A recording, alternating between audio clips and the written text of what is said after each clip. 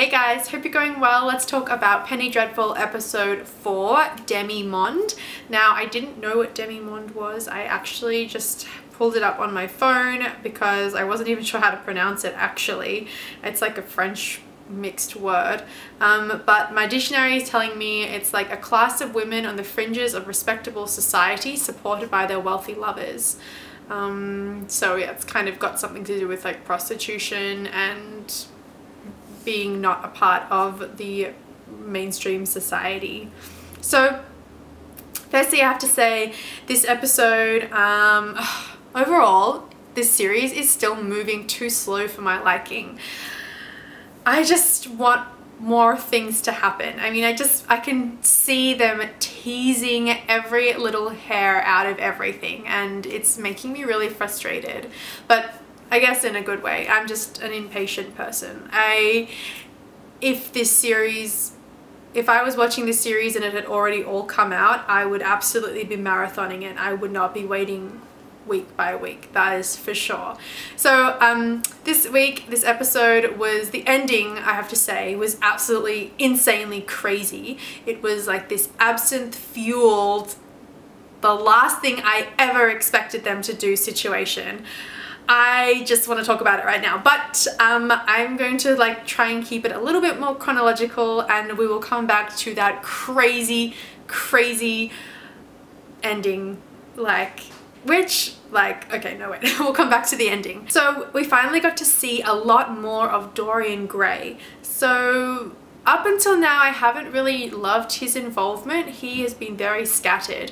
All we'd seen of him thus far was an interaction with Brona Croft, of him like having this wild, naked, blood spattering sex with her, and then the second incident was at the seance with Vanessa Ives, when he and Vanessa had a very interesting chemistry. I wasn't sure which one was the cat and which one was the prey. You know, the way that they were both kind of eyeing each other was really intriguing. I haven't really liked Dorian Gray up until now because he hasn't really done much. He's been around, but I'm not really sure what he is doing and what he's got to do with the overall plot of the series. So here we go, episode 4, we finally see a lot more of him, and he has more prominent interaction with the rest of the cast. We open up where he is watching in his house, or in his boudoir, he's watching this debaucherous orgy unfold before him, wearing these like ridiculous leather pants. As a side note, I have to say that he's like shirtless with these ridiculous leather pants, and that was a kind of a little bit snicker worthy. But apart from that, it just shows more of his just dark and adulterous kind of nature. We also finally got to glimpse a little bit of his picture. So after the orgy party, he goes through a secret staircase down to a big framed picture, you know, we presume. We don't get to actually see it ourselves, and he sits down before the picture, he unveils it, sits down before it and studies it. And of course, if you know the character Dorian Gray and that story, you know that the picture is him. So everything that he does that is vile and evil natured and unhuman, you know, is portrayed in that picture, while he is left clean and pure. So it was cool that we got to see Dorian Gray looking at his picture of Dorian Gray, even though we didn't actually get to see the picture, but I really hope we do see the picture soon, because I really want to see the picture, and they are teasing me so bad. In terms of moving forward on that central plot of Sir Malcolm and Vanessa trying to recover the lost Mina, so Fenton, the vampire they captured in the last episode, is down in Sir Malcolm's basement, and they extract some blood from him in order to test. They're looking for a cure, which they actually mention more than once in this episode, which was kind of annoying. But they're searching for a cure to this supernatural disease. They're just trying to understand it better. And the doctors working on that are Dr. Victor Frankenstein, of course, who is, you know, in Sir Malcolm's inner circle, and a new character which was awesome to be introduced to, and that was Professor Van Helsing, which is very, very cool because with Van Helsing, of course, comes his literary counterpart, and that is Dracula. So far I hadn't had any inklings about Dracula coming into this story. I wasn't sure if they were going to, I mean, there were vampires involved, but for some reason I didn't really think that they were going to go Dracula. They were just going to do some vampires. Fenton, in the basement, he calls out to his master, and he senses that his master's presence is somewhere in the building, and so he cuts himself loose from his shackles and gets out into the house, and he finds himself in Vanessa Ives' room. And when Sir Malcolm and someone else come charging into the room because they're sensing, so Malcolm and Victor Frankenstein, they come charging into the room because they sense this dark and supernatural presence somewhere in the house, and they charge in, and we finally get a glimpse of the master, who is this creepy monster, red-eyed, bald, skin, yucky monster, and it was cool to see him. We just kind of glimpsed him. Again, it was a bit of a tease, but my little theory is that if he is the master of Fenton, then possibly he is Dracula. So, not sure about that.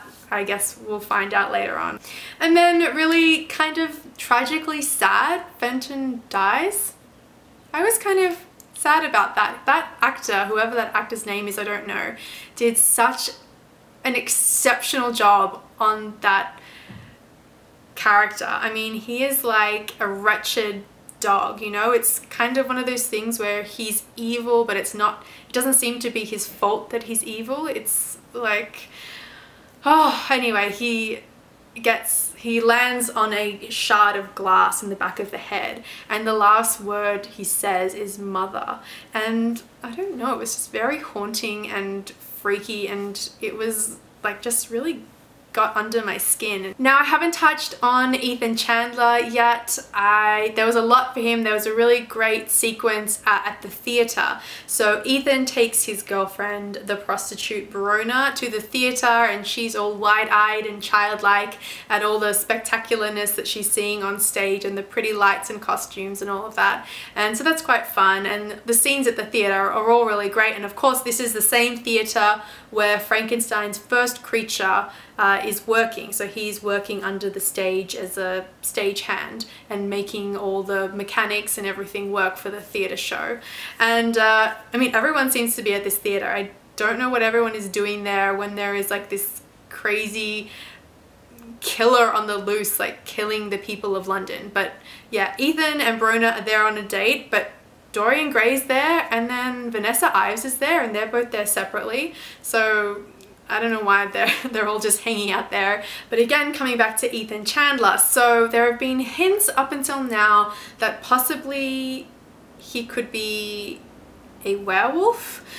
I mean, the biggest hint for me was in the last episode when they went to the zoo and were accosted by this group of wolves, and Ethan was able to like put out his hand and sort of calm them down, and I don't know, they kind of left. So then that really made me think that he's a werewolf. I mean, we know that there's something up with this guy, we just don't know what it is yet. So I feel like it's going to be something big, so I really think that he's probably a werewolf.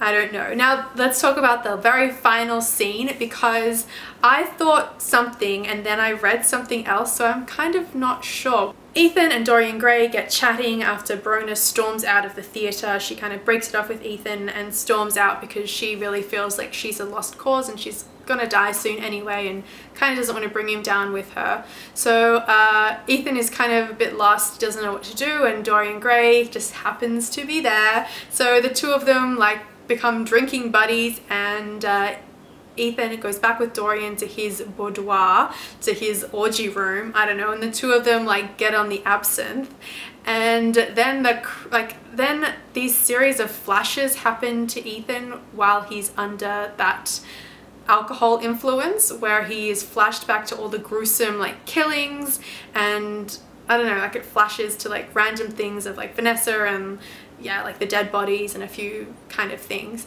And then after which he decidedly like marches across the entire length of the room, grabs Dorian Gray by the like throat and like passionately like kisses him. Oh my god. I did not see that coming. Like that was the very last thing I would ever expect to have happened in that moment. I mean, as he's walking across the floor and he gets to Dorian Gray and grabs him, like I thought he was gonna throttle him. So, which is probably what the director wanted to make you think. That was the most massive shock to me. Like I was floored. Like my jaw like dropped to the floor. I didn't know what to make of that. Now, I didn't interpret the flashes that Ethan had before he became a bisexual. No, I don't know what those flashes particularly meant, but I have read that people have interpreted that as it being that Ethan is responsible for those brutal killings, so that he is the monster himself, you know, under the guise of being this American gunslinger. But I didn't really see that, so I'm not sure about that, which is, you know, kind of cool. I didn't really know what the flashes meant in particular. So yeah, I look forward to seeing how that is going to play out. It's kind of cool the way that they're doing this. They really are spreading everything out quite evenly, which is annoying because I'm impatient, like I said, but no, I think they're working it to their advantage. So that's really cool. So I am looking forward to next week's episode, and yeah, let me know what you think. If you have any theories about what is coming up next. I had a few people send me theories last week about the Bride of Frankenstein, who they think the bride is going to be.